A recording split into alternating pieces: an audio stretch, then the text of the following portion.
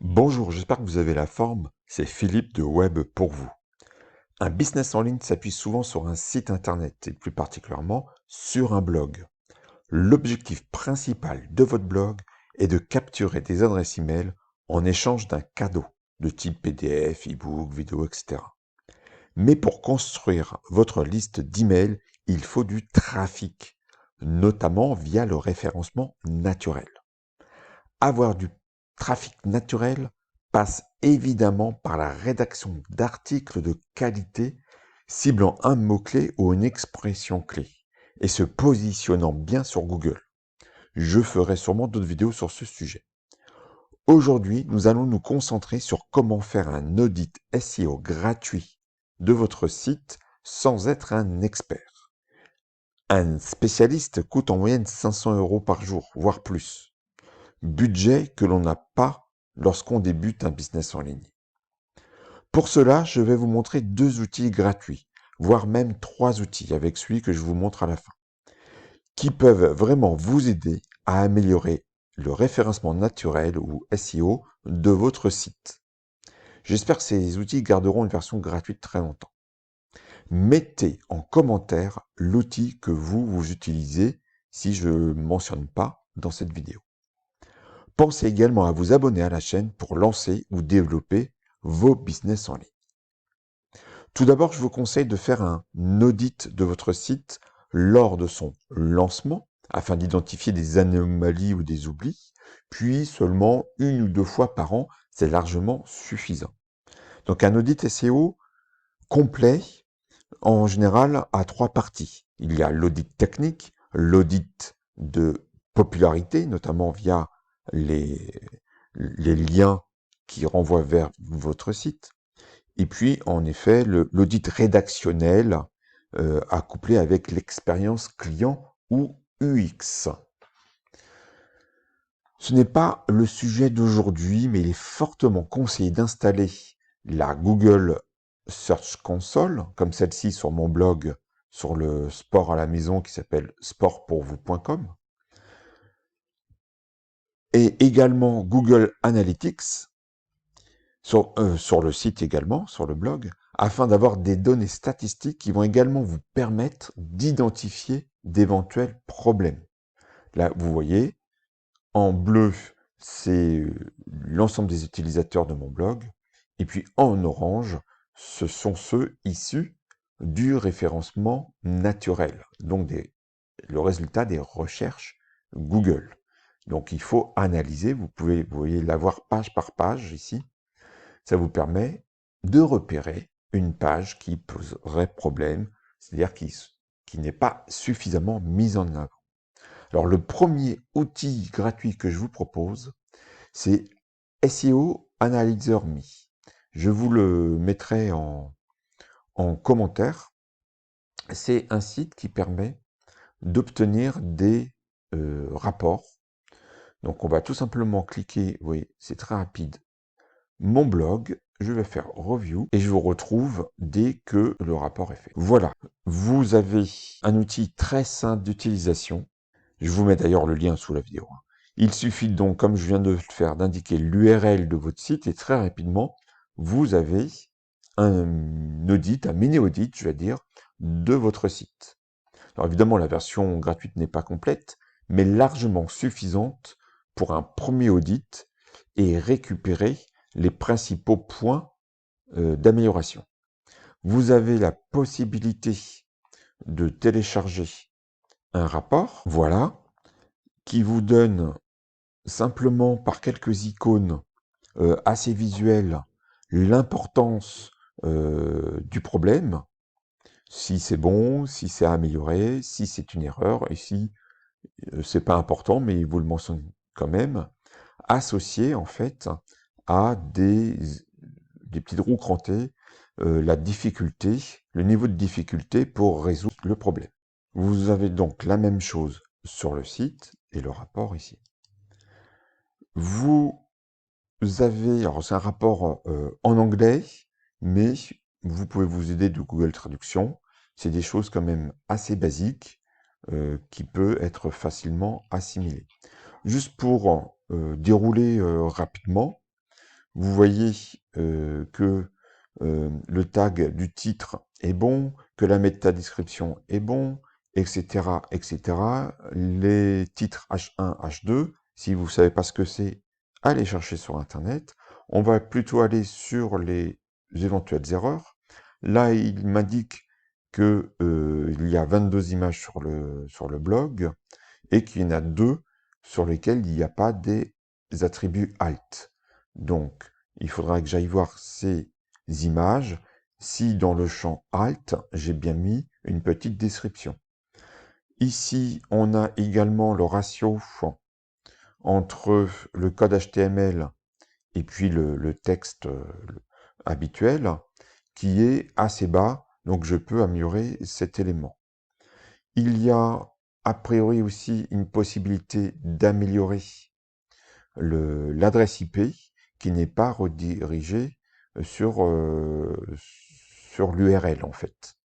C'est l'adresse IP brute, on peut le retrouver sur le rapport, je pense, et c'est peut-être un peu plus détaillé, je crois, il me semble, sur le rapport, puisque vous avez des explications sur l'attribut alt, vous avez quelques explications qui peuvent être intéressantes. Donc voilà, vous avez en anglais ici l'explication, donc vous pouvez tout simplement la copier et puis la traduire sous Google Traduction. Pour rester sur le rapport, donc que vous pouvez conserver pour pouvoir comparer pour une prochaine fois dans 3 mois ou dans 6 mois, si vous avez fait des améliorations sur votre site. Là, c'est important d'avoir un sitemap et puis un robot.txt. Donc là, c'est bon sur mon blog. Mais là, vous voyez qu'il me dit qu'il y a une erreur dit iframe. C'est simplement aller chercher une fois de plus sur Internet ce que c'est. C'est simplement parce que j'ai des formulaires pour capturer des adresses email qui sont sur mon blog et c'est pour ça que ça remonte en erreur. Parce que Google n'aime pas trop ça, mais ça, bon, personnellement, ça ne me gêne pas trop sur mon blog, puisque je veux capturer des emails. Ici, il me dit que c'était amélioré parce qu'il ne trouve que 58 pages, mais c'est un petit blog, donc il n'y a pas péril dans la demeure, c'est simplement parce que j'ai peu de pages, mais elles sont toutes indexées. Ici, j'ai été étonné parce qu'il ne me remonte aucun lien, ce qu'on appelle les backlinks, alors qu'il y en a plusieurs dizaines, je crois. Donc là, je ne sais pas comment il mesure ça. Peut-être une petite erreur là-dessus. On va aller également... Tout ça, c'est bon. Tout ça, c'est bon. Et beaucoup de points positifs sur mon blog. Alors, il détecte quand même qu'il y a des choses qui ne sont pas super compatibles téléphone mobile. Donc, il faudra que j'aille voir ça plus dans le détail. Ici, c'est bon. Et enfin, ce qui est important, c'est au niveau de la rapidité de chargement de mes pages HTML, ça pourrait être beaucoup plus rapide, notamment pour les mobiles. On le verra sur sur un autre dit. Donc vous voyez, en quelques instants, bon, faut un peu décortiquer, un petit peu analyser, hein, je vous remets ici, un peu analyser en profondeur, mais vous pouvez très bien avoir une première indication, identification d'erreurs par rapport, vous voyez les pages speed inside, là, j'ai pas une bonne note là-dessus, donc je vais pouvoir améliorer cet élément. Si vous voulez aller plus profondément dans l'analyse, il y a un autre outil dont une grosse partie est gratuite, c'est Screaming Frog. Alors, il faut aller sur le site Screaming Frog, je vous mettrai le lien sous la vidéo, et télécharger une application. Elle est gratuite, je l'ai testée et ça ne met pas de spam sur votre ordinateur, vous inquiétez pas. Et elle est limitée, je l'ai déjà annoncé, elle est ici, elle est limitée à 500 URL, ce qui est suffisant pour un blog débutant. Même si on peut arriver assez facilement aux 500 URL, parce que là-dedans, il compte également les liens internes et externes. Mais bon, ça peut vous donner une grosse première identification en profondeur des problèmes. Ça va vous permettre de décortiquer votre site. Par exemple, on a vu précédemment sur l'autre outil que la vitesse de chargement de mon blog doit être améliorée, notamment pour les mobiles. Et c'est un indicateur important pour Google. Donc je peux, donc j'ai mis tout simplement l'URL de ma page d'accueil, et puis j'ai crawlé, l'application a crawlé mon site pour, d'une façon assez pratique, euh, identifier, remonter un certain nombre d'informations. Donc par exemple, sur les images, j'ai un onglet images, vous voyez ici. Il suffit de cliquer dessus. Il me remonte toutes les images de mon site, avec notamment la taille. Et ça, c'est super important pour optimiser votre... c'est souvent un gros défaut des blogs ou des sites, c'est l'oubli d'optimisation de la taille des images. Et donc, plus les images ont une taille importante, un poids important, plus elles vont mettre du temps à être téléchargées. Donc, le cumul de tout ça va faire que vous allez avoir une mauvaise note par rapport à la rapidité de chargement de votre site. Donc là, je peux assez facilement, tout en défilant, voir, par exemple, j'ai cette image-là qui fait 580 et quasiment 600 kilobits, qui commence à être quand même important. J'ai celle en dessous encore plus important, 4,5 mégabits. Donc je vais aller voir ces images pour pouvoir les compresser, les mettre peut-être dans un autre format mieux optimisé pour mon site. Vous voyez, j'en ai une autre là, 882. Ici, il y a presque 5 mégas. Donc, il va falloir que j'aille optimiser une autre encore à 4,5. Alors que c'est quelque chose auquel je suis attentif. Eh bien, grâce à cet outil, au lieu d'aller page par page ou dans la bibliothèque de mon site, voir photo par photo lesquelles sont mal compressées, ici, vous voyez, juste en faisant défiler, je peux faire remonter les images qui me posent peut-être problème.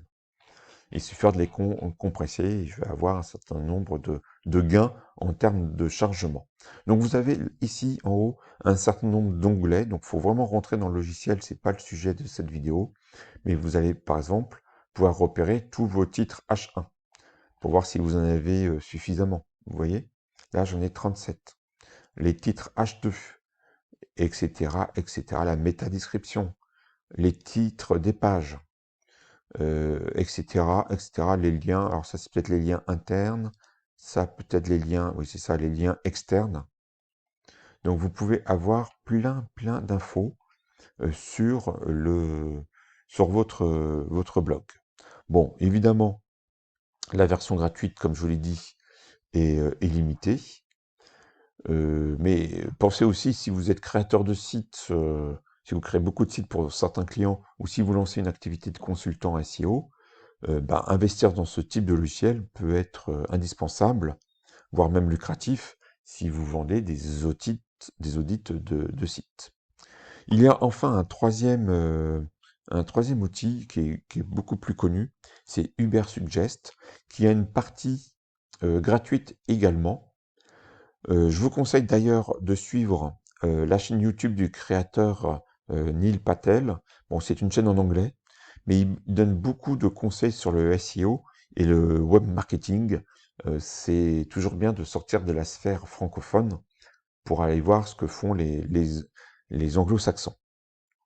Donc Ubersuggest vous permet également de faire un audit gratuit de votre site, même si vous n'allez pas avoir tous les éléments, mais il vous remonte en fait un certain nombre de problèmes euh, qu'il faudra analyser, hein, parce que parfois, voilà, j'ai une page sans métadescription, mais c'est peut-être une volonté de ma part. J'ai également 6 pages qui sont bloquées pour ne pas apparaître dans le résultat de moteur de recherche. C'est peut-être également une volonté de ma part. Là, vous voyez la vitesse du site. Donc, pour ordinateur, je suis plutôt bon. Et vous allez voir, si je passe sur mobile, vous voyez que j'ai, une fois de plus, amélioration nécessaire. J'ai un temps moyen supérieur à 3 secondes, ce qui est beaucoup trop. Il faut être inférieur à 3 secondes. Donc, je suis à la limite.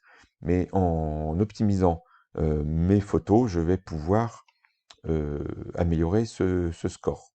Donc, je vais améliorer ces photos et puis refaire tourner dans quelques jours, dans un mois peut-être, parce que je vais faire d'autres améliorations, je vais refaire tourner ces différents outils.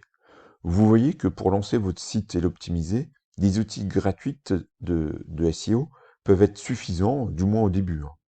Mettez en commentaire les outils SEO que vous utilisez. Et sachez que beaucoup de web entrepreneurs ne prennent pas la peine de faire cet exercice sur leur blog ou sur leur site.